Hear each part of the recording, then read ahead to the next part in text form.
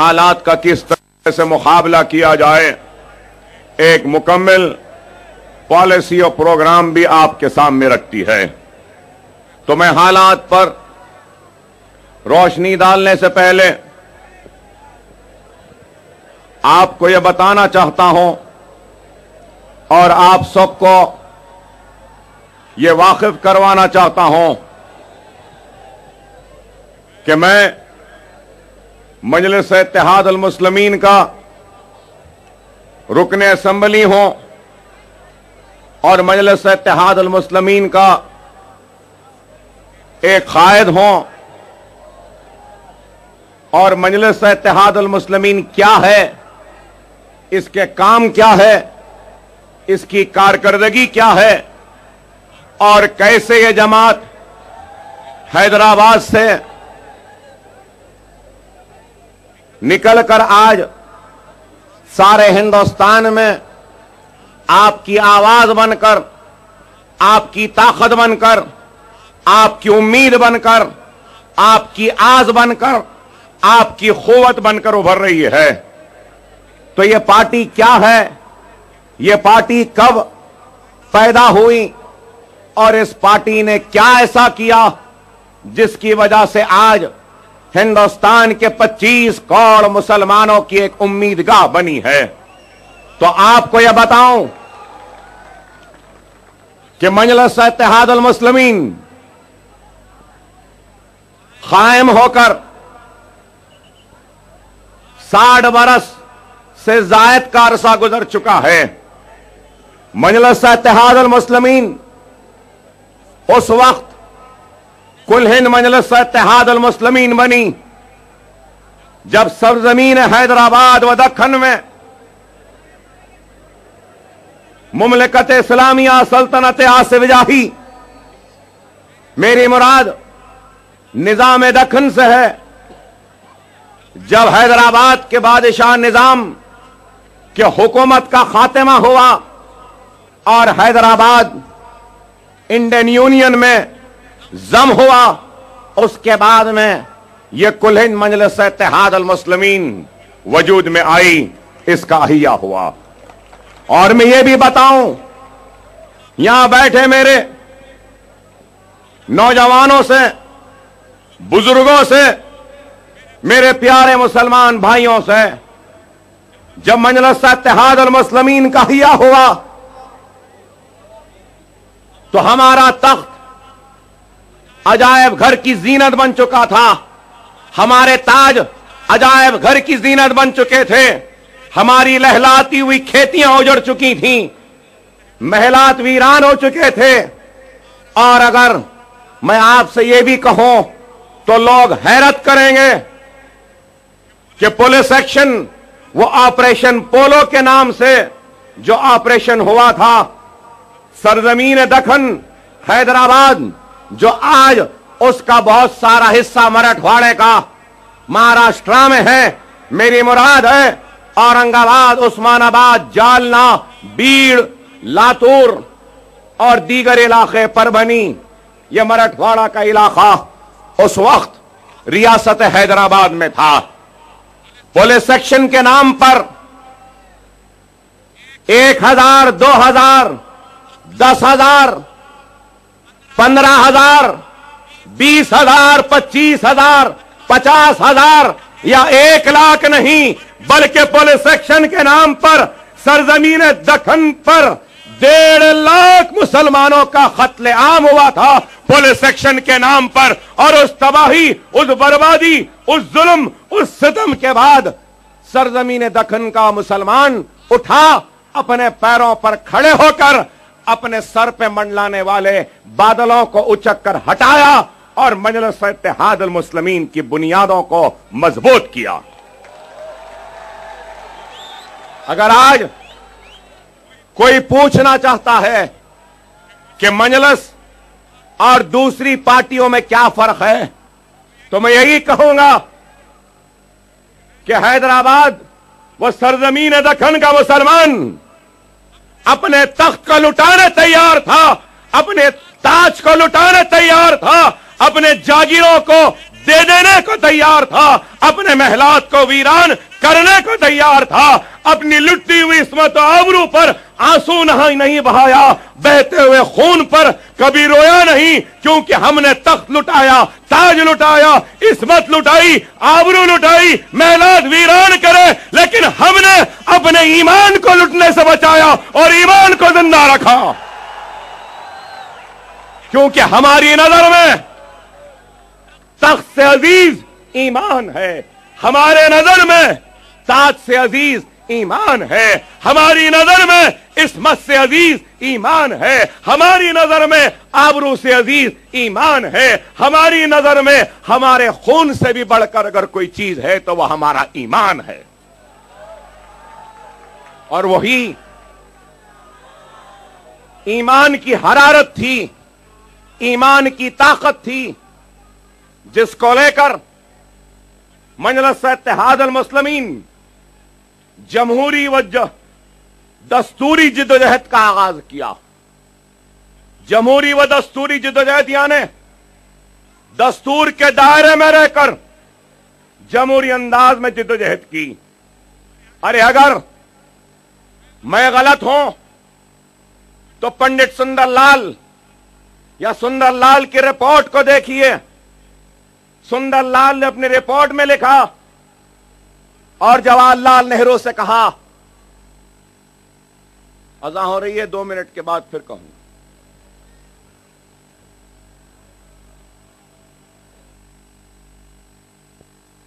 तो यही कह रहा था कि सुंदरलाल को जवाहरलाल नेहरू ने हैदराबाद, जालना, बीड़, उस्मानाबाद, लातूर, परवनी, बीदर, ये सारे इलाकों में भेजा कि जाओ और देखो कि ऑपरेशन पोलो या पुलिस सेक्शन में क्या हुआ, एक तस्वीर लेकर आओ। सुंदरलाल जब हैदराबाद रियासत का दौरा कर कर दिल्ली वापस गए तो उन्होंने जवाहरलाल नेहरू से कहा, नेहरू साहब, क्या आप मुझे हैदराबाद, गुलबर्गा, रायचूर, शोलापुर, जालना, बीड़, उस्मानाबाद, औरंगाबाद, लातूर व परभनी को क्या आप मुझे लाशों को गिनने के लिए भेजा था?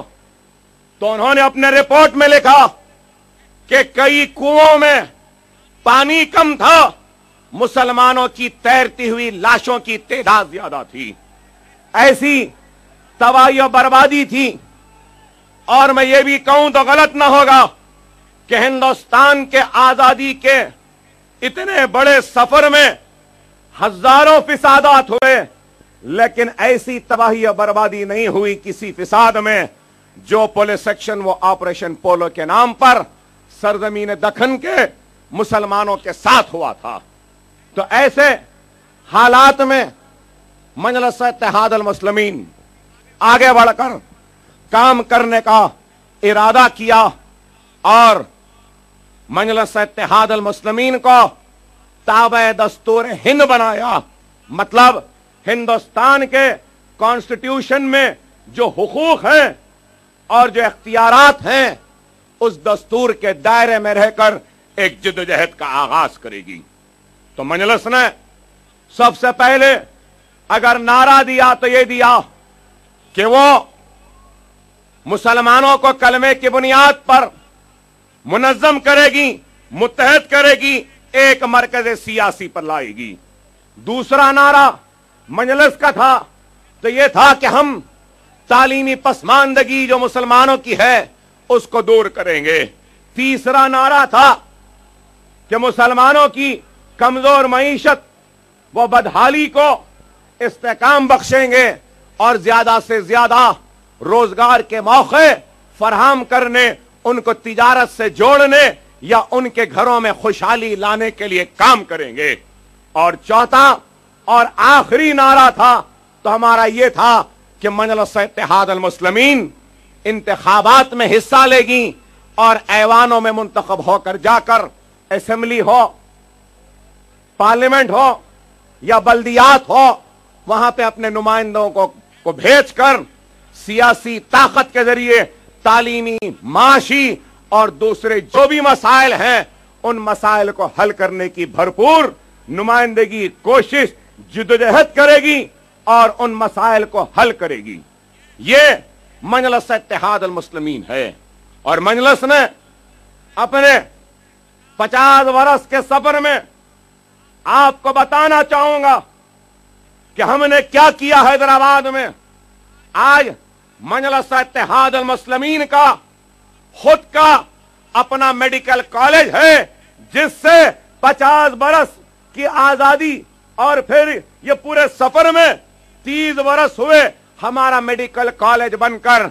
और अल्हम्दुलिल्लाह सरजमीन हैदराबाद से हमने अब तक 30 बरस में 3000 से ज्यादा मुसलमान डॉक्टर्स को बनाया, निकाला और आज सारी दुनिया में वो डॉक्टर्स हमारी खिदमत कर रहे हैं।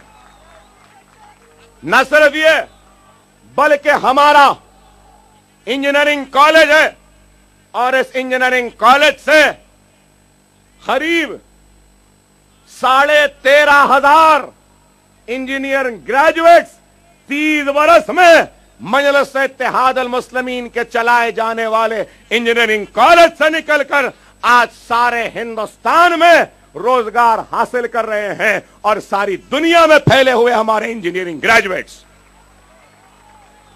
फिर हमारा एमबीए का कॉलेज है, एमसीए का कॉलेज है, फिजियोथेरेपी का कॉलेज है, बी फार्मेसी का कॉलेज है, डी फार्मेसी का कॉलेज है, फार्मा डी का कॉलेज है, कॉलेज ऑफ आर्किटेक्चर है, नर्सिंग कॉलेज है, फिजियोथेरेपी कॉलेज है और इंशाअल्लाह ताला आइंदा साल एक लॉ कॉलेज भी हमारा स्टार्ट होने वाला, इब्तिदा होने वाला। न सिर्फ ये बल्कि हमारे हैदराबाद में 2 दवाखाने हैं, एक असरा हॉस्पिटल, एक ओवैसी हॉस्पिटल। एक हॉस्पिटल 1400 बिस्तर का है तो दूसरा दवाखाना 2100 बिस्तर का है। रोजाना करीब 5000 लोग आते हैं, बताते हैं और जाते हैं। महाना हमारे दवाखाने में करीब से कम 50,000 मुसलमान बीमार आकर शिफा हासिल करके जाता है।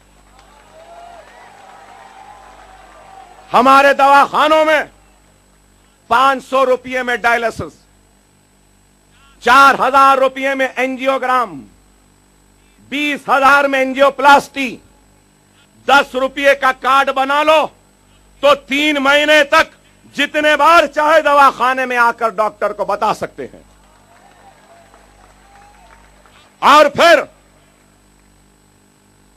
हमारे दवाखाने में बाईपास की सर्जरी हो तो 90,000 में बाईपास की सर्जरी, सर खोलकर ब्रेन या दिमाग का ऑपरेशन 90,000 रुपये में, पेट खोलने का जजगी कितने में मालूम आपको? नॉर्मल डिलीवरी 450 रुपये में, सीजेरियन के साथ तो 1200 रुपये में। अरे ये काम मजलिस कर रही है, हम कर रहे हैं। फिर मेरे हलके से जहां से मैं एमएलए हूं वहां 7 स्कूल है, 7, जहां पे 10,500 गरीब मुसलमान बच्चे मुफ्त तालीम हासिल कर रहे हैं। फ्री का ड्रेस है, फ्री किताबें हैं, फ्री जूते हैं, फ्री बेल्ट है। सिर्फ गरीब मां बाप को बच्चों को तैयार करके स्कूल लाकर छोड़ना है और दुनिया देखेगी। अब नहीं 10 बरस के बाद मेरे स्कूल और मेरे मदरसों में गरीब से गरीब मां बाप का पढ़ने वाला बच्चा 10 बरस बाद आईएएस और आईपीएस ऑफिसर बनकर आएगा।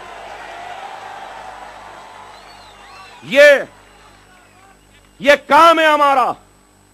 वुमेन एम्पावरमेंट सेंटर है जहां पे खवातीन को सुइंग, एम्ब्रॉयडरी, कारचौब, कैंडल मेकिंग, अगरबत्ती मेकिंग, डिटर्जेंट मेकिंग और पापड़, अचार और स्मॉल स्केल्स की इंडस्ट्रीज है। हम हमारे गरीब मुसलमानों को रॉ मटेरियल देते हैं, वो लोग ये सारे चीजों को बनाते हैं, हम खरीदते हैं और फिर हम बाजार में बेच के उसका प्रॉफिट उनको देते हैं गरीबों को। हमारी पर्दा नशीन मां और बहन किसी के पास जाकर काम करने की जरूरत नहीं है, वो अपने घर में बैठकर अपनी रोजी रोटी इज्जत के साथ पर्दे में रहते हुए हासिल कर सकती है। ये काम हम कर रहे हैं। ये मजलिस है, ये मजलिस से इत्तेहादुल मुस्लिमीन है। भिवंडी शहर को मैंने देखा, अरे जिस जिस गली से गुजरा कहीं पर भी साफ सुथरी रोड नजर नहीं आई। भिवंडी शहर में गलियों में कीचड़ है, रोडों पे गड्ढे हैं। काश मजलिस होती या मजलिस आएगी तो क्या करेगी? इंशाअल्लाह ताला गौर से खामोशी के साथ, सब्र के साथ सुने, थोड़ी देर के लिए सुने। मैं बहुत दूर से आया हूं, बहुत दर्द लिए आया हूं, बहुत तकलीफ लिए आया हूं और बहुत आस और उम्मीद लिए आया हूं भिवंडी वालों तुम्हारे पास। सब्र से सुनो। हैदराबाद के पुराने शहर ओल्ड सिटी के डेवलपमेंट के लिए हमने असेंबली में लड़कर 2000 करोड़ रुपए का डेवलपमेंट का पैकेज हासिल किया।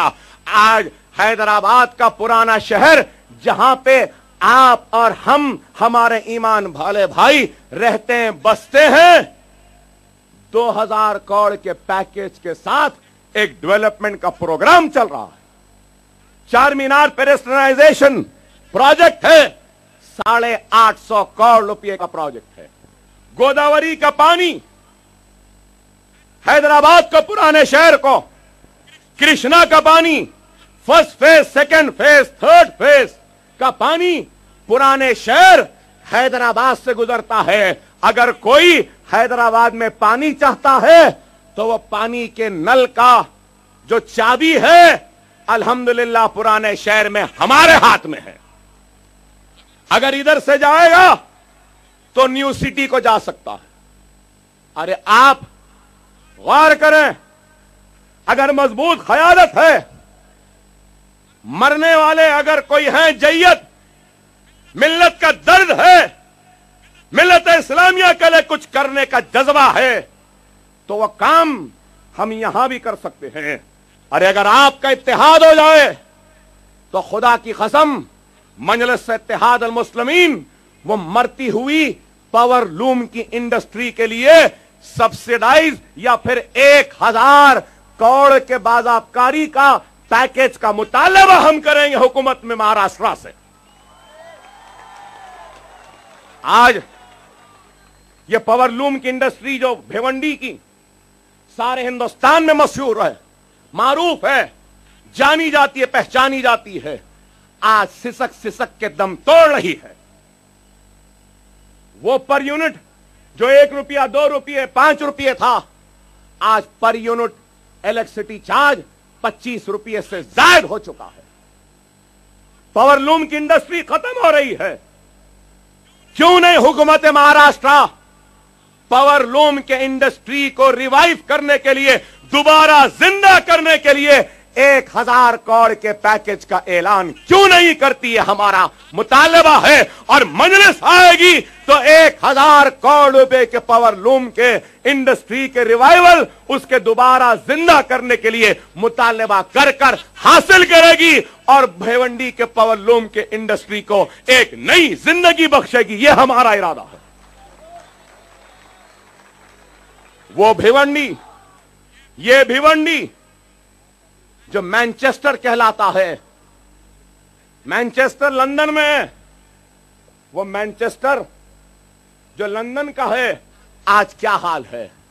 मजलिस अगर आएगी तो भिवंडी के लिए डेवलपमेंट का एक 2000 करोड़ का पैकेज जिस तरीके से हम हैदराबाद में लाए थे वो पैकेज यहां पर भी हुकूमत को देने को मजबूर करेंगे। अगर दुनिया, याद रखो, जिसके पास ताकत होती है, जज्बा होता है, कुव्वत होती है, दुनिया की हर ताकत उसके सामने झुकती है। और आपके पास अगर कुछ ताकत है तो याद रखिए वो आपके इत्तेहाद की ताकत है। आज भिवंडी में ना लाइट है, ना बराबर का पानी है। पानी के लिए, एक घड़े पानी के लिए लोग कतारों में खड़े हैं, प्यासे हैं, लेकिन पानी नहीं आता। अरे क्यों नहीं लाते पानी यहां पर? अगर मजबूत क़यादत है, दियानतदार लीडर हैं, ईमानदार लीडर हैं, अगर वो कुछ करना चाहते हैं तो बखुदा वो इस भिवंडी को लिए 1000 करोड़ का पावर लूम के लिए पैकेज भी ला सकते हैं, तो फिर भिवंडी के तरक्की के लिए 2000 करोड़ का भी पैकेज ला सकते हैं, या फिर चाहे तो 1000 करोड़ के पानी के नए लाइन्स का भी पैकेज ला सकते हैं। आपको मालूम, ऑक्ट्रा टैक्स जो है बंबई के बाद सबसे ज्यादा अगर कहीं से अदा होता है तो वो भिवंडी है। तो फिर मैं पूछना चाहता हूं, जब भिवंडी इतना पैसा देता है तो पलट के जितना पैसा भिवंडी देता है उसका 10% दे दो हमको, भिवंडी तरक्की याफ्ता हो जाएगा, भिवंडी मैनचेस्टर बन जाएगा, भिवंडी आगे बढ़ जाएगा। आज ये प्रोग्राम लेकर हम आए हैं। खैर, मजलिस ने जो किया आपके सामने है।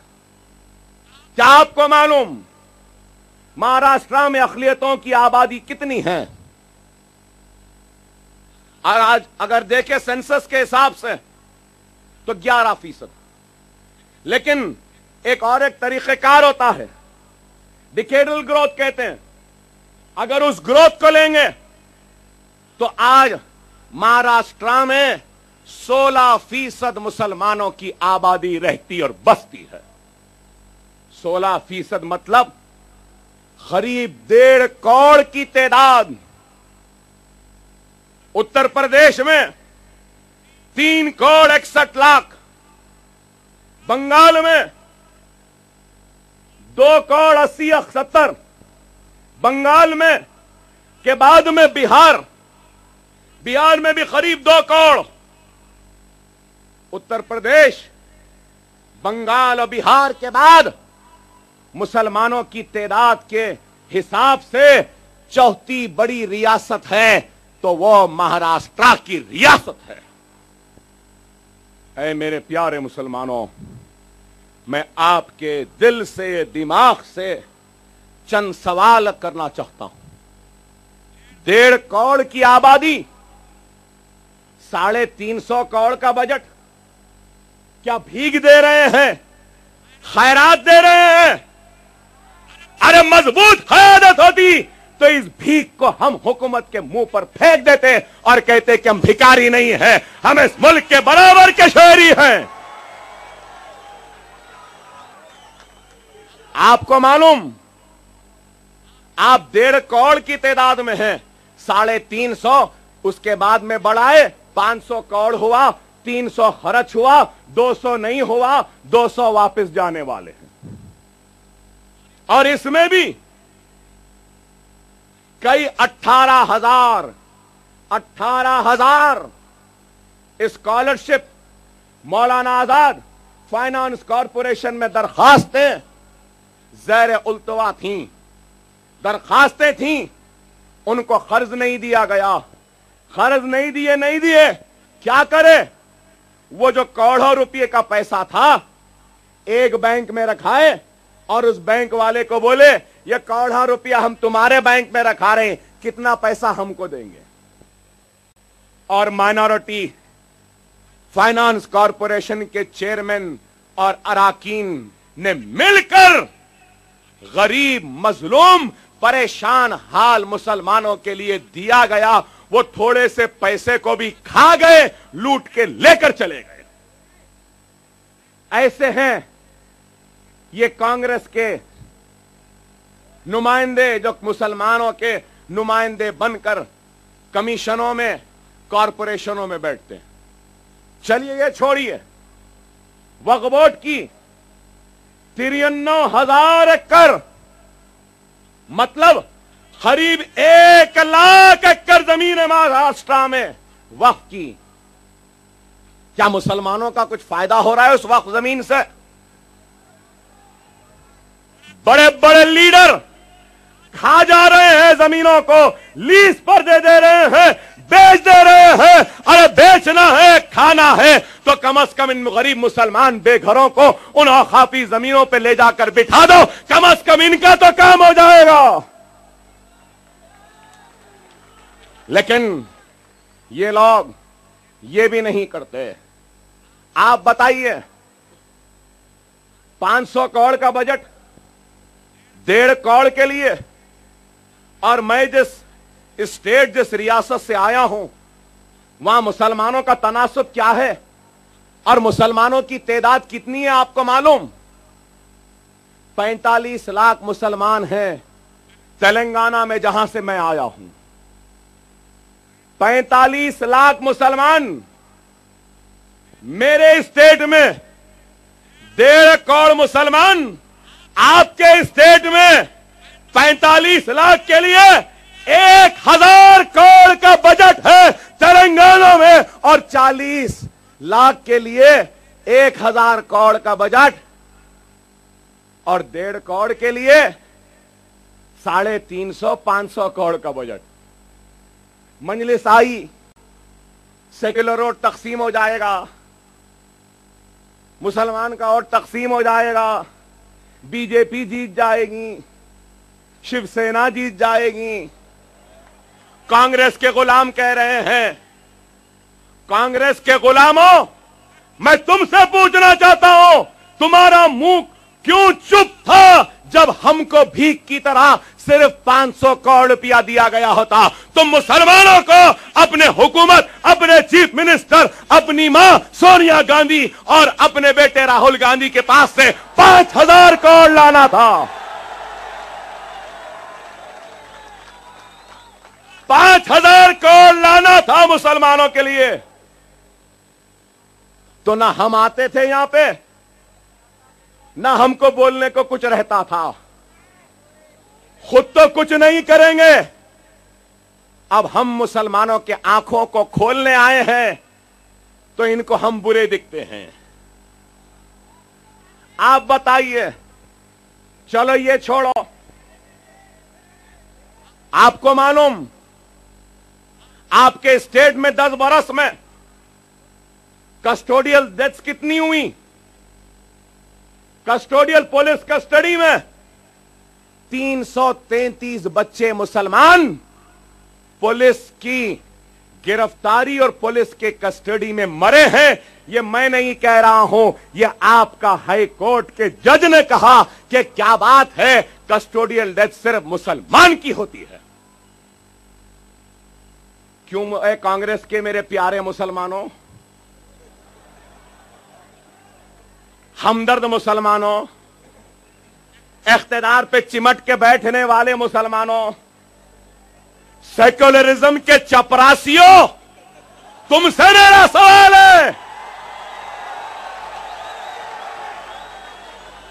333 बच्चों में मैं पूछना चाहता हूं, अगर किसी कांग्रेस के एमएलए, मिनिस्टर या अखिलती सेल के उम्मीदवार या अखिलती सेल के जिम्मेदार या जनरल सेक्रेटरी का बच्चा होता तो क्या तुम खामोश बैठते? तुम्हारे बच्चे और हमारे बच्चे नहीं, क्या ये इंसाफ है?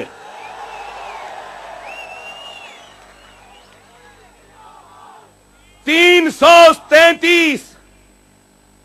अरे वो छोड़ो, महाराष्ट्र की जेलों में जितने लोग कैद हैं उनमें मुसलमान कितने हैं आपको मालूम?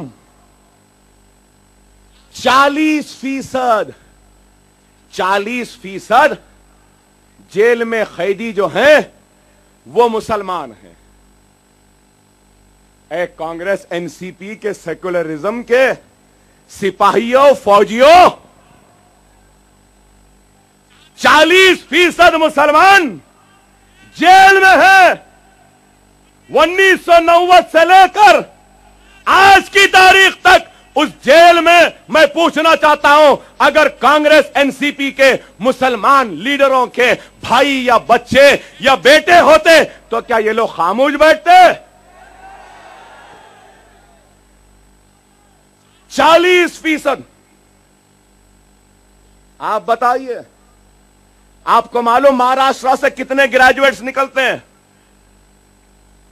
ग्रेजुएट्स सिर्फ 2.2%, लड़कियां 1.4। आप पूछेंगे ठीक है, यह महाराष्ट्र का हाल है, अकबर साहब आप जो स्टेट से आए वहां क्या हाल है? 10 बरस में कोई माए का लाल, कोई मां का जना ऐसा नहीं है जो एक भी मेरे भाई को जेल में मौत दे दे। अरे अभी हम जिंदा हैं, हमारी जमात जिंदा है, हैदराबाद के मुसलमानों का इत्तेहाद जिंदा है, ईमान जिंदा है। कोई हमारे बच्चों को जेलों में डालकर जान नहीं ले सकता, क्योंकि हम में ताकत है, हम में इत्तेहाद है, हम में कुव्वत है, मरने मिटने का इरादा है, और हुकूमत के सामने हम झुकते नहीं है, हुकूमतों को झुकाते हैं।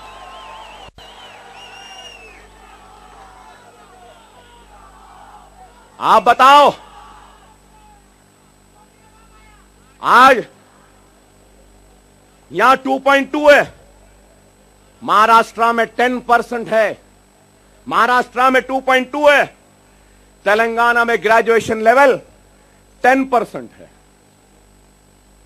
10% है। महाराष्ट्र में आईएएस नील है, सिफर है। ये मेरे फिगर्स नहीं है, लोग बोलेंगे अकबर साहब फिगर्स दे रहे, नहीं, ये मेरे नहीं है, ये महमूदुर रहमान कमेटी के फिगर्स हैं, मेरे नहीं। ग्रेजुएट्स का ये हाल है। आईएएस 0, पुलिस फोर्स में लेस देन 3%। हमारे पास पुलिस फोर्स में कितने, जिस स्टेट से मैं आया हूं, पुलिस फोर्स में 10% मुसलमान हैं। है यहां पे 3%। पुलिस फोर्स का यह हाल है। सरकारी मुलाजमत में 4.4%, महाराष्ट्र में 9.8%, मेरे स्टेट तेलंगाना में। यह काम है मेरा। अगर जिंदगी के हर शोबे हयात में अपना भाई रहा ना, तो बहुत सहूलत होती मेरे भाई।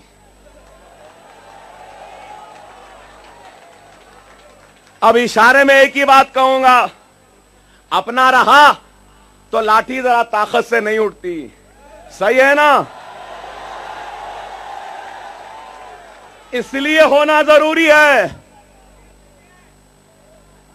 हम असेंबली में लड़े मसाइल के लिए, और एक ब्यूरोक्रेटिक लेवल पर अगर कोई सेक्युलर ज़हन रखने वाला आईएएस ऑफिसर नहीं है, तो हम असेंबली में जो लड़ाई लड़ते हैं वो ब्यूरोक्रेसी के लेवल पे खत्म हो जाती है, शिकस्त खा जाती है।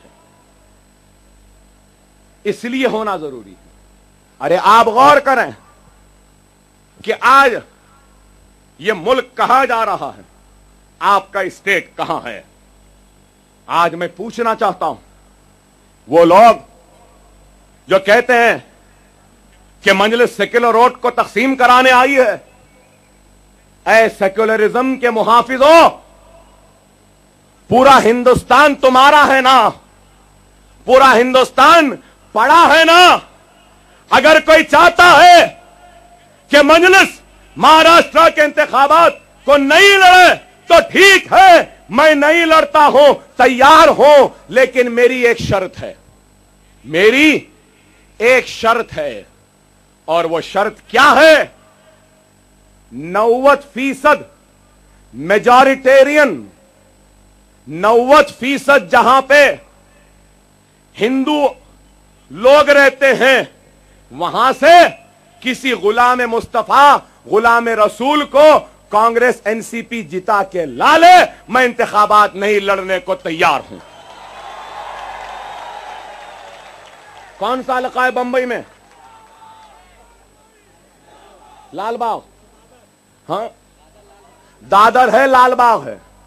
चलो मोहतरम सोनिया गांधी, दादर से आप मुसलमान को जिता दो। मोहतरम शरद पवार साहब, आप लालबाग से मुसलमान को जिता दो। अकबरुद्दीन ओवैसी अपना बोरिया लेकर हैदराबाद को जाने को तैयार है।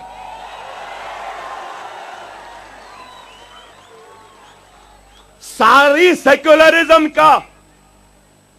की हिफाजत हमसे, सेक्युलरिज्म की तवक्को हमसे, सेक्युलरिज्म का सर्टिफिकेट हमसे। तो फिर आप क्या करेंगे भाई? हम क्यों दो? आज लोग कहते हैं कि वोट तकसीम होंगे, नहीं होंगे। मैं आज दावे के साथ कह सकता हूं कि महाराष्ट्र का 80% मुसलमान मजलिस इत्तेहादुल मुस्लिमीन को चाहता है और महाराष्ट्र का 100% मुसलमान कांग्रेस की धोखेबाजी से बेजार हो चुका है, एनसीपी के धोखेबाजी से नाराज हो चुका है। अब कुछ भी हो जाओ, महाराष्ट्र का मुसलमान ना कांग्रेस को वोट देने तैयार है, ना एनसीपी को देने तैयार है। क्या मेरी बात सही है या गलत है? अगर गलत है तो आप बोल दें गलत है।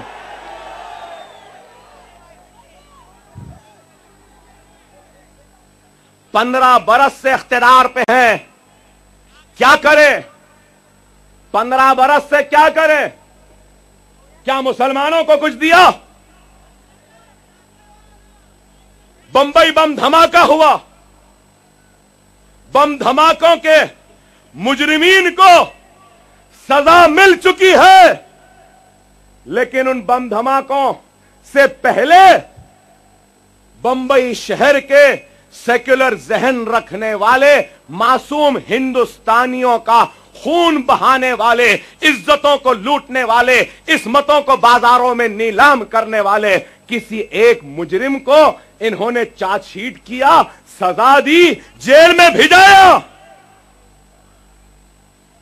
आखिर कब मिलेगा इंसाफ? मैं पूछना चाहता हूं, कब मिलेगा इंसाफ? और यही बात हम पूछते हैं तो हम बुरे दिखते हैं, हम खराब दिखते हैं। अरे हम बुरे हो, खराब हो, जैसे भी हो, हक है ये बात कि हम हक बयानी से मुंह नहीं मोड़ते, हम किसी से नहीं डरते, हम सिर्फ अल्लाह से डरते हैं और किसी से नहीं डरते।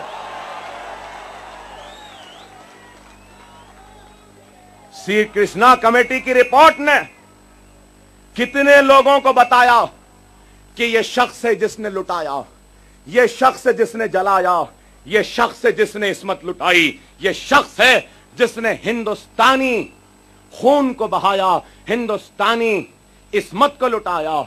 आज 15 बरस से कांग्रेस और एनसीपी हुकूमत ने क्या श्री कृष्णा कमेटी के रिपोर्ट पे कुछ किया? नहीं किया। मजलिस आने से वोट बढ़ जाएंगे, सेक्युलर ताकत हार जाएगी। ऐ किराए के कांग्रेसी एनसीपी के मुसलमानों, क्यों नहीं किया आपने? अरे अगर मैं चाहता तो जिस रियासत का मैं एमएलए हूं, उस रियासत का डिप्टी चीफ मिनिस्टर होता आज, लेकिन मजलिस नहीं ली। मैंने साफ कहा, मुझे डिप्टी चीफ मिनिस्टर या चीफ मिनिस्टर या मिनिस्टर बनना नहीं है। मेरे मुसलमानों के घर में चूल्हे जलते हुए देखना मेरा मकसद है, बेघर मुसलमानों को घर दिलाना मेरा मकसद है, जेलों में फंसे मुसलमानों को छुड़ाना मेरा मकसद है, मुसलमानों को तालीम के मैदान में आगे बढ़ाना मेरा मकसद है, हर घर में इल्म की रोशनी से नए उजाले पैदा करना यह मेरा मकसद है। मेरा मकसद इख्तिदार कुर्सी नहीं है।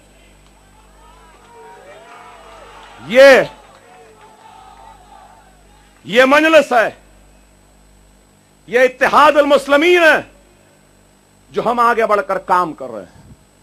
खुदारा मेरे प्यारे मुसलमानों, गौर करो, पहचानो रहबरों को, रहजनों को, पहचानो हमदर्दों को, पहचानो ईमान के चौलों को पहनकर आने वाले बेईमानों को। खुदारा अगर आज हम नहीं उठेंगे तो फिर कभी भी नहीं उठ सकते, याद रख लो। आज ये मुल्क कहां जा रहा है, किधर जा रहा है? आज भारतीय जनता पार्टी इख्तिदार को हासिल कर ली। किस बुनियाद पर इख्तिदार को हासिल करी? गौर करें मेरी बात पर। अगर नरेंद्र मोदी के सियासी जिंदगी, नरेंद्र मोदी के सियासी जिंदगी से अगर 2002 को निकाल दिया जाए तो क्या बचता है नरेंद्र मोदी के पास? कुछ नहीं, कुछ नहीं। -2002 गुजरात, नरेंद्र मोदी 0। क्या यह गलत है तो बताओ। बीजेपी ने नरेंद्र मोदी को विज़ारत उज़्मा का उम्मीदवार क्यों बनाया? क्योंकि यह जिम्मेदार था गुजरात के जलाने का, यह जिम्मेदार था गुजरात में मुसलमानों को काटने का, यह जिम्मेदार था गुजरात में हिंदुस्तानी मुसलमानों के इस्मतों को लुटाने का, यह जिम्मेदार था नरोडिया पाटिया में हमारे बच्चों के पेटों को चीरने का, यह जिम्मेदार था एहसान जाफरी के कत्लेआम का, यह जिम्मेदार था इशरत जहां की मौत का, यह जिम्मेदार था सोहराब उद्दीन के मौत का। क्या यह गलत है?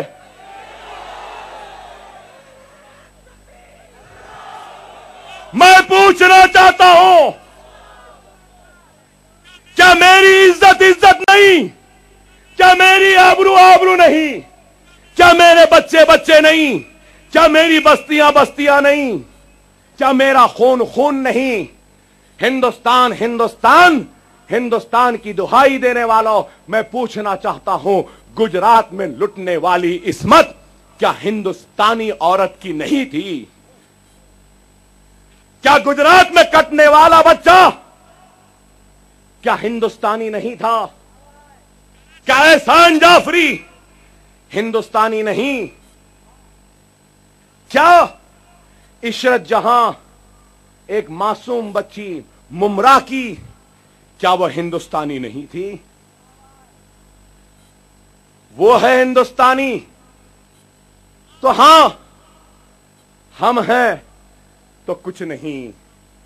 इस मुल्क की खुशहाली, वो तरक्की के ख्वाब देखने वाला, यह मुल्क उस वक्त तक खुशहाल नहीं हो सकता, तरक्की याफ्ता नहीं बन सकता, जब तक कि इस मुल्क के 25 करोड़ मुसलमानों के दिलों में एतमाद को पैदा नहीं किया जाता, उनको डेवलपमेंट का शिराकतदार नहीं बनाया जाता। उस वक्त के हिंदुस्तान को एक तरक्की याफ्ता नेशन बनाने का ख्वाब पूरा हरगिज़ ख़तई नहीं हो सकता। क्या मेरी बात गलत है? हम आए मुखातिब के लिए, 2 बरस लग गए बंबई भिवंडी आने के लिए। आ रहे नहीं अकबर साहब, गड़बड़ हो जाएगी, नहीं आ सकते। अरे भाई मैं तकरीर नहीं करूंगा, खाली मिल के जाऊंगा। नहीं आ सकते, आप आए तो गड़बड़ हो जाएगी। अरे भाई रोजा खोलना चाहता हूं, नहीं आ सकते। हिंदुस्तानी को हिंदुस्तान में फिरने के लिए, आने के लिए, अपने हिंदुस्तानी भाइयों से मिलने के लिए 2 बरस लग गए, मगर बांग्लादेशी तस्लीमा नसरीन को 2 महीने में 1 साल का वीजा मिल जाता है। वाह, क्या इंसाफ है। वो तो इस मुल्क की नहीं है, लेकिन इतनी मेहमान नवाजी क्यों? क्योंकि ये गुस्ताख रसूल है और हमारे आका मोहम्मद मुस्तफा सल्लल्लाहु अलैहि वसल्लम की शान में गुस्ताखी करने वाली औरत है। मैं क्या हूं? मैं इनकी शान में गुस्ताखी करता हूं, इसलिए नहीं आ सकता। अरे क्या इंसाफ है? आप बताओ, ये क्या इंसाफ है?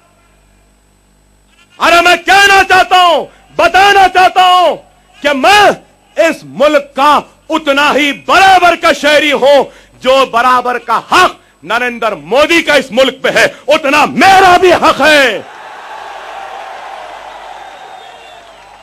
ये मुल्क पर किसी की जागीर नहीं है, यह मुल्क मेरा था, मेरा है, मेरा रहेगा। मैंने इस मुल्क को सजाया है, संवारा है, बनाया है। मैंने और मेरे आबा व अजदाद व असलाफ ने इस मुल्क को कुतुब मीनार की बुलंदी दी है, तो मैं और मेरे आबा व अजदाद ने इस मुल्क को ताजमहल की खूबसूरती दी है। नरेंद्र मोदी जिस किले पर मेरे हिंदुस्तान के, मेरे तिरंगे झंडे को लहराता है और जिस किले पे पूरी आब और ताब और शान के साथ मेरा, आपका, हमारा हिंदुस्तान का तिरंगा लहरा रहा है, वो लाल किला भी मेरे आबा व अजदाद ने बनाया है। क्या गलत है बताएं? आज कह रहे हैं कि दीनी मदरसों में झंडा नहीं चढ़ता।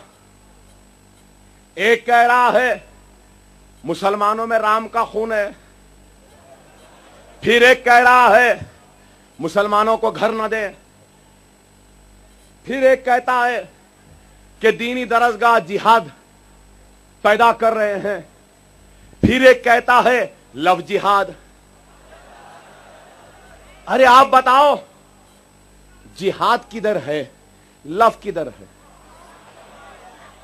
जिहाद ईमानी अमल है हमारा, मोहब्बत हिंदुस्तान की तारीख रही। अच्छा हुआ ये बीजेपी संघ परिवार इस अकबर के दौर में है, उस अकबर के दौर में नहीं थे। अच्छा हुआ।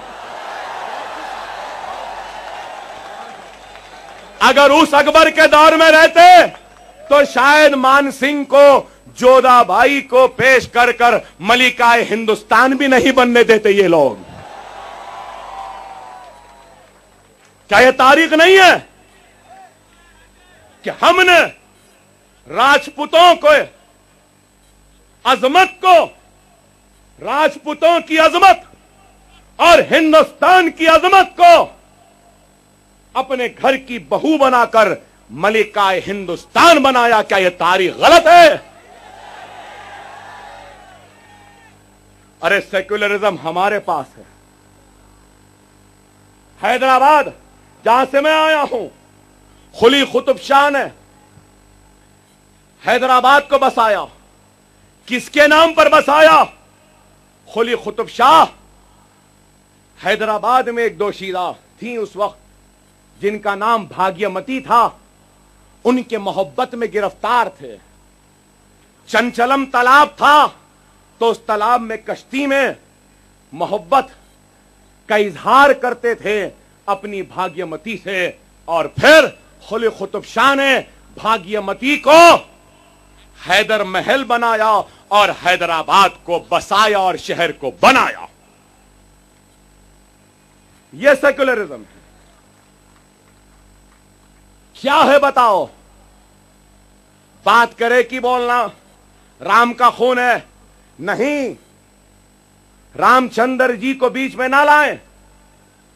रामचंद्र जी का खून नहीं है, हम मुसलमानों में आदम और हव्वा का खून है। हम मुसलमानों में सारे लोगों में है। दुनिया वजूद में कैसे आई? आदम और हव्वा से आई ना, तो लाजमी है कि आदम और हव्वा का ही खून होगा। आदम और हव्वा के खून के बाद हमारे रगों में ला इलाहा इल्लल्लाह मुहम्मद रसूलुल्लाह गूंजता है।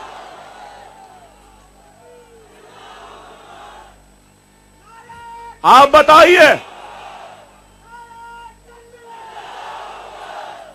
अरे आज मैं हक की जिद्दोजहद कर रहा हूं, इंसाफ के लिए पुकार रहा हूं, तो मेरा हक दस्तूर के दायरे में है, मेरा इंसाफ जमहूरियत के दायरे में है। नौजवानों से कहूंगा, नौजवानों, हिंदुस्तान में सबसे बड़ी अगर कोई ताकत है तो वह तुम्हारा इत्तेहाद है, और सबसे बड़ी कुव्वत है तो हिंदुस्तान का दस्तूर है। जिद्दोजहद है तो वह जमहूरी जिद्दोजहद है, और जमहूरी व दस्तूरी जिद्दोजहद की कामयाबी की 25 करोड़ मुसलमानों के सामने अगर सबसे बड़ी कोई मिसाल है तो वह मजलिस इत्तेहादुल मुस्लिमीन है, और हैदराबाद के मुसलमानों का इत्तेहाद है। हमने जमहूरी व दस्तूरी जिद्दोजहद के जरिए हासिल किया। गैरों के बहकावे में ना हो नौजवानों, कोई इधर डाल देगा, कोई उधर डाल देगा, गैर जमहूरी रास्तों पर नहीं। दस्तूर जिंदा है, सेक्युलरिज्म इस मुल्क का बाकी है, हम जैसे रहनुमा अभी जिंदा है, आपका इत्तेहाद अभी बाकी है, हमारा ईमान भी अभी बाकी है। गलत रास्ते पे न जाओ, जमहूरी व दस्तूरी जिद्दोजहद को इख्तियार करो, मजलिस में शामिल हो जाओ, हमारे साथ आ जाओ, हम आपके हक को हासिल करेंगे, आप और हम मिलकर, और इंसाफ को भी हम हासिल करेंगे जमहूरी व दस्तूरी जिद्दोजहद में रहकर।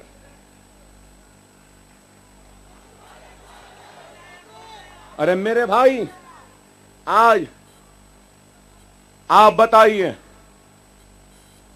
ये मेरे जबान पे नाम नहीं चढ़ते, क्या नाम? साक्षी, साक्षी, हां, बाकी का नाम मैं नहीं बोलता, बस है, उनका होगा, मेरा नहीं है, इसलिए नहीं बोलूंगा। यह साक्षी कहता है कि दीनी मदरसे में तिरंगा नहीं लहराया जाता। मैं आरएसएस के, बीजेपी के लोगों से, नरेंद्र मोदी से, अडवाणी से, प्रवीण तोगाड़िया से, सुषमा स्वराज से, और आपके महाराष्ट्र के लीडर गडकरी, क्या नाम?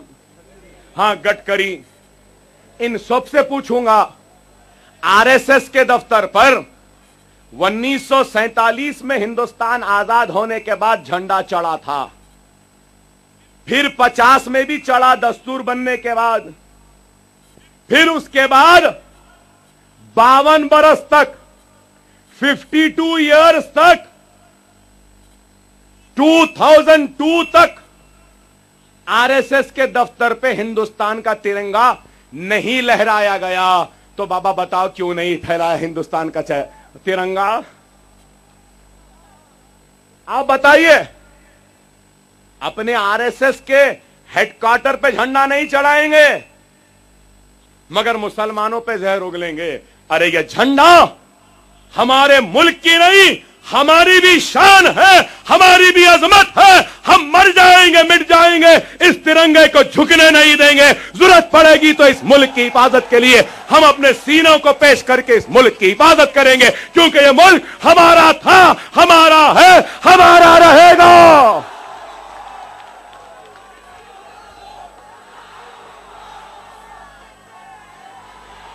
अल्लाह ना करे अगर कोई दुश्मन मुल्क हमारे हिंदुस्तान पे हमला करेगा तो खुदा की कसम ये 25 करोड़ मुसलमान अपने कट्टर दुश्मनी को भी भुलाकर उस दुश्मन के बाजू में खड़े होकर हमारे मुल्क के दुश्मनों से मुकाबला करेगा। यह मुसलमानों का ईमान है। क्या गलत है मेरी बात बताओ मेरे भाई?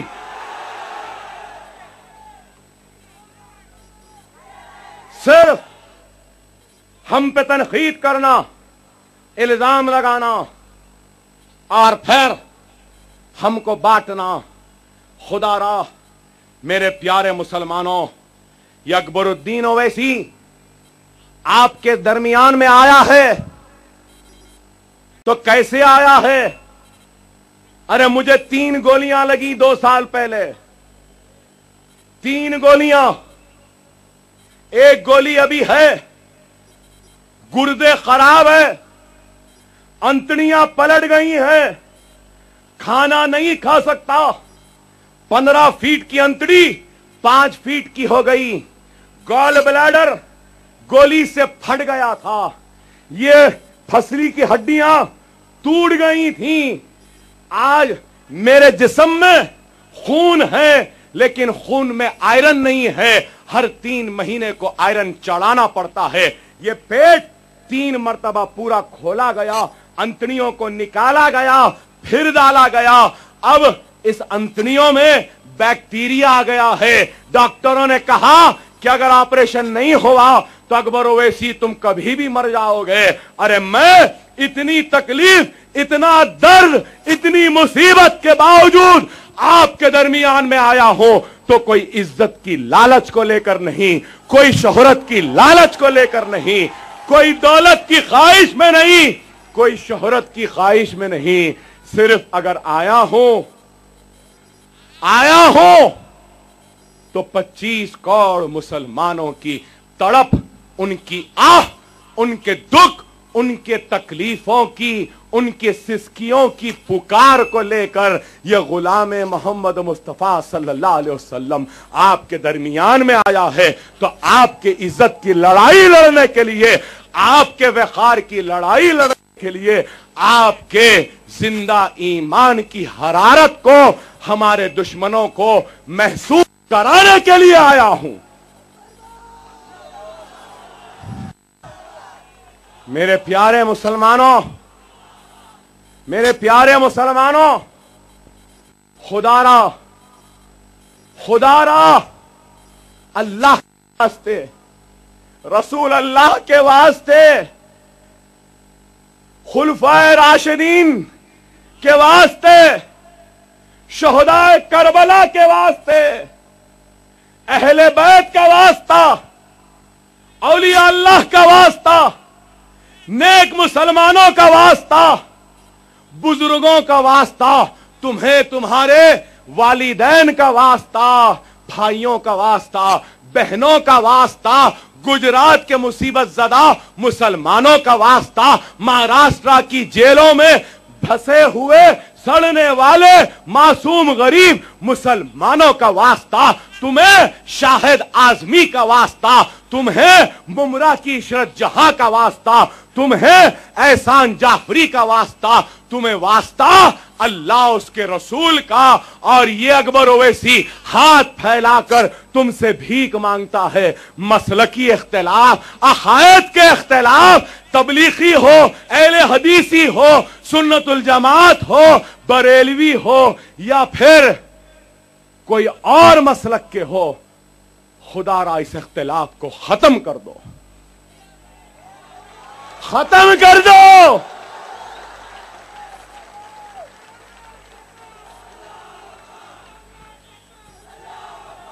अगर कोई बरेलवी है तो वो भी मुसलमान है,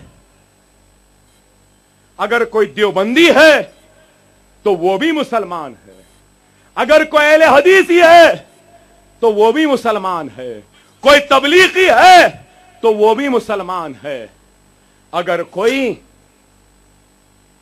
शिया है तो वो भी मुसलमान है, कोई मैमन है तो वो भी मुसलमान है, कोई भौरा है तो वो भी मुसलमान है।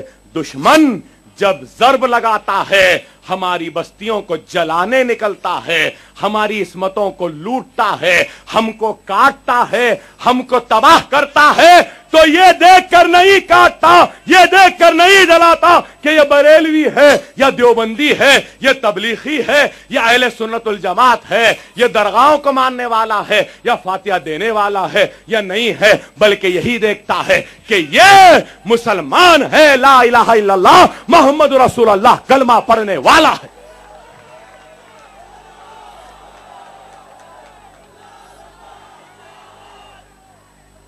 मैं भिवंडी आया, मुझे पता चला कि खान अंसारियों में जमती नहीं है। अरे नहीं, अब जमेगी, अब जमेगी। अरे मैं सियासी रहनुमा के तौर पे हिंदुस्तान की खाक छान रहा हूं, तड़प को लेकर, ख्वाहिश को लेकर कि 25 करोड़ मुसलमानों को एक जगह जमा करके उनके ताकत, उनके इरादे, उनके हिम्मत के सामने नरेंद्र मोदी के सर को झुकाऊं।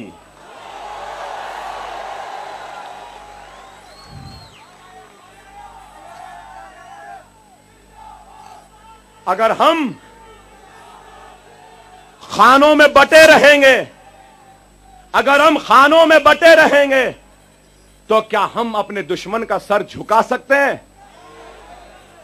मैं सियासी तौर पे जमा करने निकला हूं। मेरी अदबन दर्दमंद अपील दरखास्त है शहर के मौजूद हजरात से, उलमा से, मशाइख से, सियासी तौर पे इन मुसलमानों को अपनी जान की बाजी लगाकर मैं मुत्तहिद करूंगा। आप अपने शहर में एक बरेलवी मौलवी व आलिम, एक देवबंदी आलिम व मौलवी, तबलीग जमात के अमीर, अहले हदीस के अमीर, बहरों के अमीर, मैमनों के अमीर, अहले सुन्नतुल जमात के अमीर एक जगह पर जमा होकर यह कह दें कि हम इत्तेहादुल बैनुल मुस्लिमीन के लिए काम करेंगे, तो मैं समझूंगा कि मेरा काम हो गया।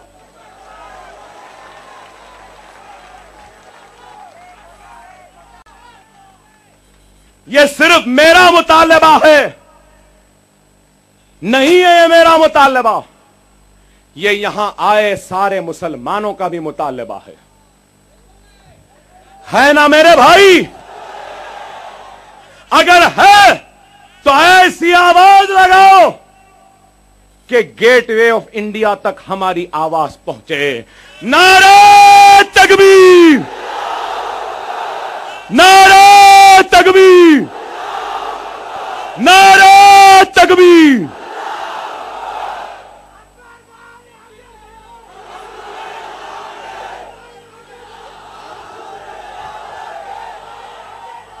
अकबरुद्दीन ओवैसी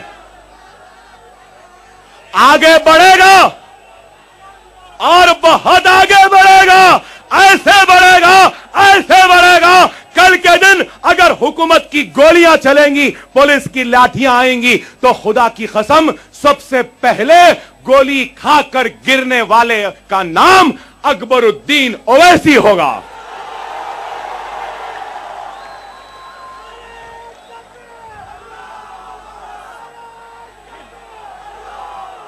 हम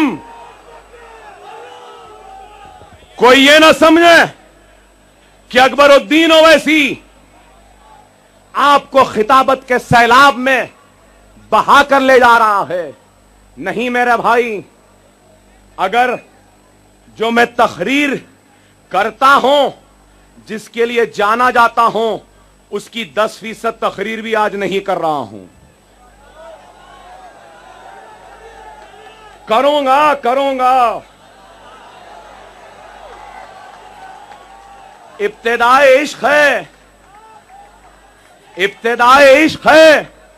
आगे आगे देखिए होता है क्या।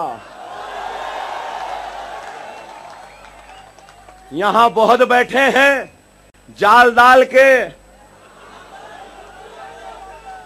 चूड़ी को फंसा लेंगे, नहीं बाबा, ये चूड़ी नहीं है, ये चूड़ी नहीं है। तुम्हारे जाल में अब फंसने वाला भी नहीं है,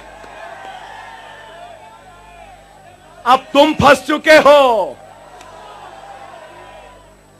अरे मैं कहूंगा कि वक्त आया तो आपकी इज्जत, आपकी शान, आपकी शौकत, आपका वखार, आपकी इत्तेहाद के लिए अकबरुद्दीन ओवैसी अपने लाश पर मुसलमानों के इत्तेहाद के कारवां के झंडे को गाड़ेगा, लेकिन आपके लाशों पर खड़े होकर क़यादत करने वाले का नाम अकबरुद्दीन ओवैसी नहीं है।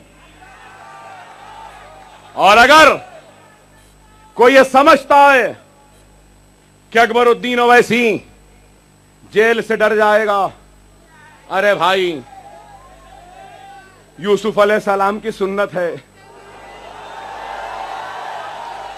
सुन्नत है ये। 45 दिन जेल में रहा, सूखी रोटियां दिए, तकलीफ दिए, तन्हाई में डाल दिए, 8000 किलोमीटर लेके फिराते रहे। समझे? अब ये खामोश बैठ जाएगा?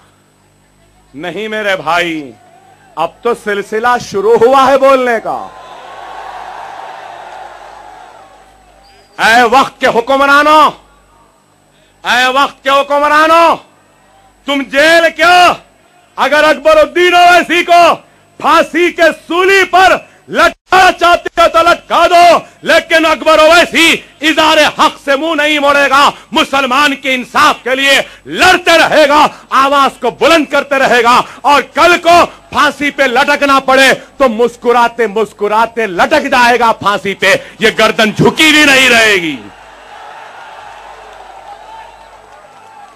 ये गर्दन, ये सर आपकी अजमत की निशानी है, आपका गुरूर है, आपकी ताकत है, आपका इत्तेहाद है। अगर ये गर्दन झुकेगी तो सिर्फ अकबरुद्दीन ओवैसी नहीं झुकेगा, मेरे 25 करोड़ गय्यूर मुसलमानों के झुकने के बराबर है। ये सर कट जाएगा लेकिन आपको कभी नहीं झुकने देगा, यह मेरा वादा है आपसे। लेकिन हमको इस बात का भी एहसास है कि महाराष्ट्र, बंबई, भिवंडी वालों ने एक नहीं दो मर्तबा मुस्लिम क़यादत को आजमाया। मैं उनका नाम लेना नहीं चाहता, 90 से पहले भी लिया,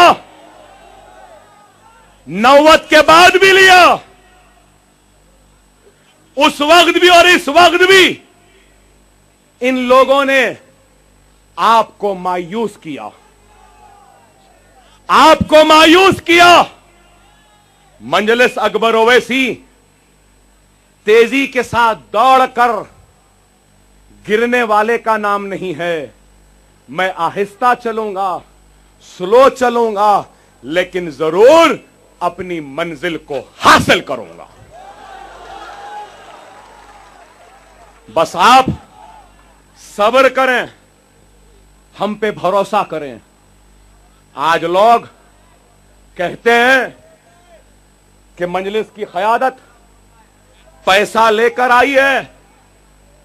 अरे कोई दौलतमंद के पास उतनी दौलत नहीं जो अकबरुद्दीन ओवैसी को खरीदे।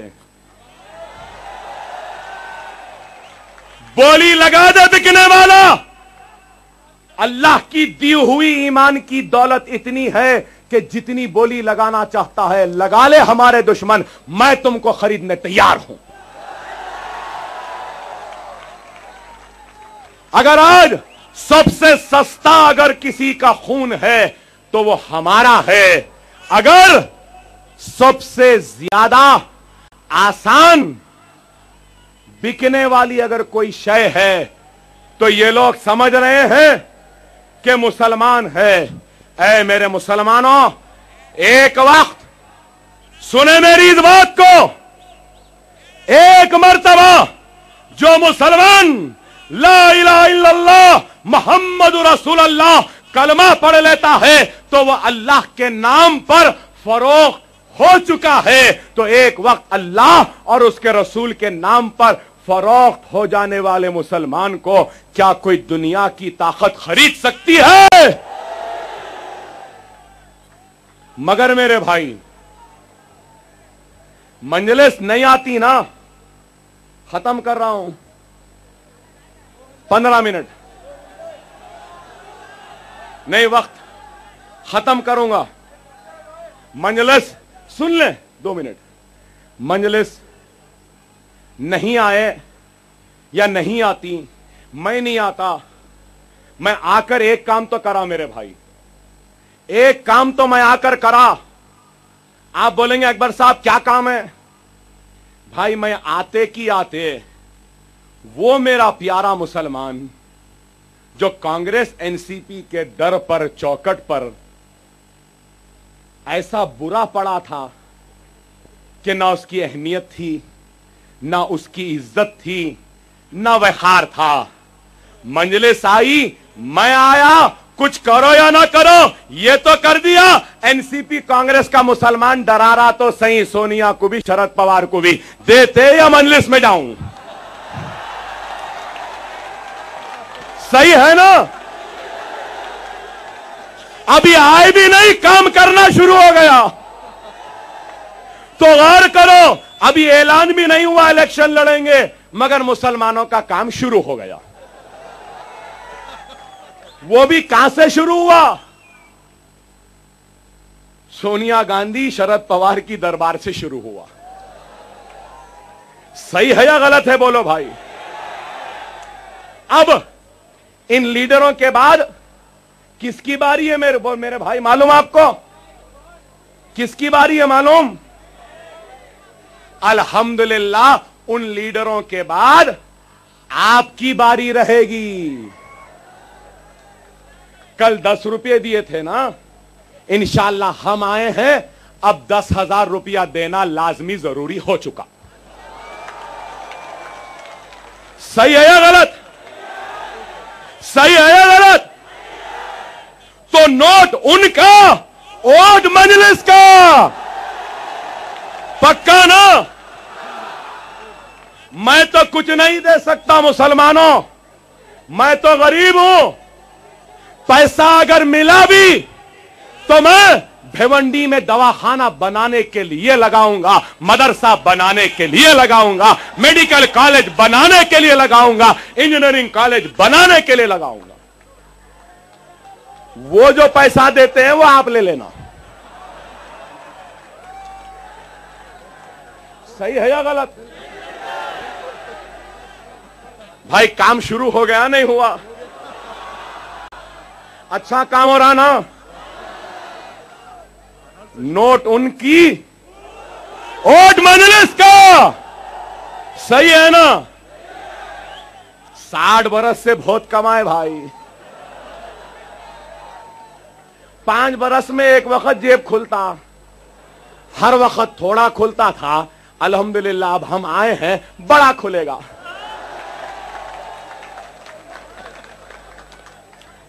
हर एक का फायदा ही फायदा है भाई। मजलिस के आने से नुकसान है, ठीक है। अरे आज इस मैदान में खड़ा हुआ एक एक फर्द वाहिद अल्लाह और उसके रसूल की मोहब्बत, वो कलमे के रिश्ते में और अपने एक भाई से मिलने आया है। किसी को हम एक पैसा भी देकर नहीं लाए हैं। भिवंडी से हम इलेक्शन नहीं लड़ना ना, नहीं लड़ते। कांग्रेस एनसीपी नहीं लड़ेंगे। बगैर पैसे देकर तुम ये मैदान को भर लो, हम नहीं लड़ते। सही है? कितने मिसालें दे रहा हूं नहीं लड़ने की, और क्या दूं बोलो भाई। अब आखिरी तवक्को यह है कि कांग्रेस और एनसीपी के मुसलमानों को भी मजलिस जिता दे। अरे हम कैसा जिताना भाई?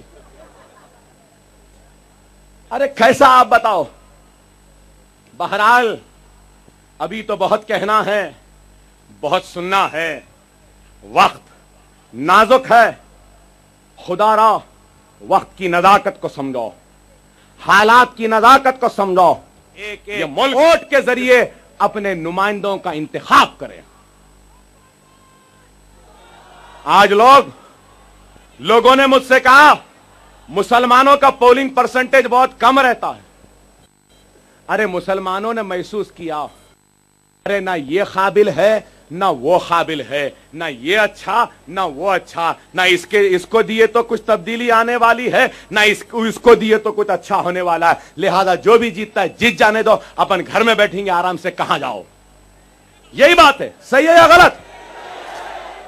लेकिन दुनिया देखेगी अब महाराष्ट्र में हमारा पोलिंग परसेंटेज 70 से 80% को जाएगा और इस रियासत के मुस्तकबिल का फैसला हम और आप मिलकर करेंगे। मैं आपसे आखिर में एक सवाल पूछना चाहता हूं और जवाब चाहता हूं, और वो सवाल यह है, मैं यहां बीजेपी, आरएसएस या शिवसेना को जिताने नहीं आया हूं। मैं यहां मुस्लिम दियानतदार, ईमानदार, मुखलिस क़यादत के खात्मे के लिए भी नहीं आया हूं। मैं यहां आपके वक़ार, आपकी इज्जत, आपकी शान और आपकी शौकत के लिए आया हूं। मैं आपसे इस मजमे से पूछना चाहता हूं और आप अपना जवाब नारे तकबीर के जोरदार आवाज में दें।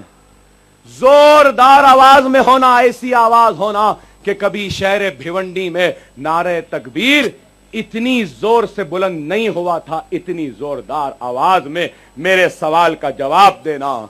मेरा आपसे सवाल है, क्या भिवंडी ईस्ट और भिवंडी वेस्ट से मजलिस अपना उम्मीदवार उतारे या नहीं उतारे, या आप जवाब दें। उतारे या नहीं उतारे? उतारे या नहीं उतारे? आप जिताएंगे ना? आप जिताएंगे ना? नारे तकबीर, नारे तकबीर, नारे तकबीर। ऐ मेरे प्यारे मुसलमानों, मेरे प्यारे मुसलमानों, मैं वोट मांगने का आदी नहीं हूं। वोट नहीं मांगूंगा, कभी नहीं मांगूंगा। लेकिन ऐ मेरे प्यारे मुसलमानों, हैदराबाद से अकबर ओवैसी इतनी दूर तक तुम्हारे पास एक इत्तेहाद का भिखारी बनकर आया है और झोली फैलाकर तुम्हारे इत्तेहाद की भीख मांग रहा है। मेरे दामन में तुम्हारा इत्तेहाद डाल दो ऐ मुसलमानों। मेरे दामन में तुम्हारे अकायद के इख्तिलाफात को खत्म करके इत्तेहाद को डाल दो। मसलकी इत्तेहाद को पैदा करो। यही मेरा मुतालिबा है मेरे भाई, और कुछ नहीं चाहता। ये भिखारी आज भीख मांग रहा है। ए भिवंडी के गयूर मुसलमानों, क्या तुम इस भिखारी के दामन में इत्तेहाद की खैरात नहीं डालोगे? अरे डाल दो खैरात इस भिखारी के दामन में। तुम्हारे इत्तेहाद की खैरात को लेकर तुम्हारे अजमत के महलों को दोबारा खड़ा करूंगा, यह मेरा वादा है तुमसे। मेरे मुसलमानों, मुनज़्ज़म हो जाओ, मुत्तहिद हो जाओ, और अल्लाह से आखिर में मेरी दुआ है, मुसलमानों, मेरी दुआ पर जोरदार आमीन कहना। वहां उधर इधर सब लोग इतनी देर ठहरे ना, थोड़ी देर और रुक जाओ और इस गुनहगार की दुआओं पर आमीन कह दो। ऐ अल्लाह, ऐ अल्लाह, तुझे तेरे हबीब मोहम्मद मुस्तफ़ा सल्लल्लाहु अलैहि वसल्लम का वास्ता, ऐ अल्लाह तुझे खुलफाए राशिदीन का वास्ता, ऐ अल्लाह तुझे वास्ता शहदाए करबला का, तुझे वास्ता अहले बैत का, तुझे वास्ता औलिया अल्लाह का। ऐ अल्लाह, ऐ अल्लाह, ऐ अल्लाह हमारे गुनाहों को माफ फरमा दे। ऐ अल्लाह हमारे गुनाहों को माफ फरमा दे। ऐ अल्लाह हमारे गुनाहों को माफ फरमा दे। ऐ अल्लाह, ऐ अल्लाह हमको माफ कर दे। हम तेरे घर बाबरी मस्जिद की हिफाजत करने में नाकाम हो गए मौला, तू हमको माफ कर दे। ऐ मौला तू हमको माफ कर दे। ऐ अल्लाह तू हमको माफ कर दे। ऐ अल्लाह तू हमको माफ कर दे। ऐ मुसलमानों जोरदार आमीन की आवाज में बोलो।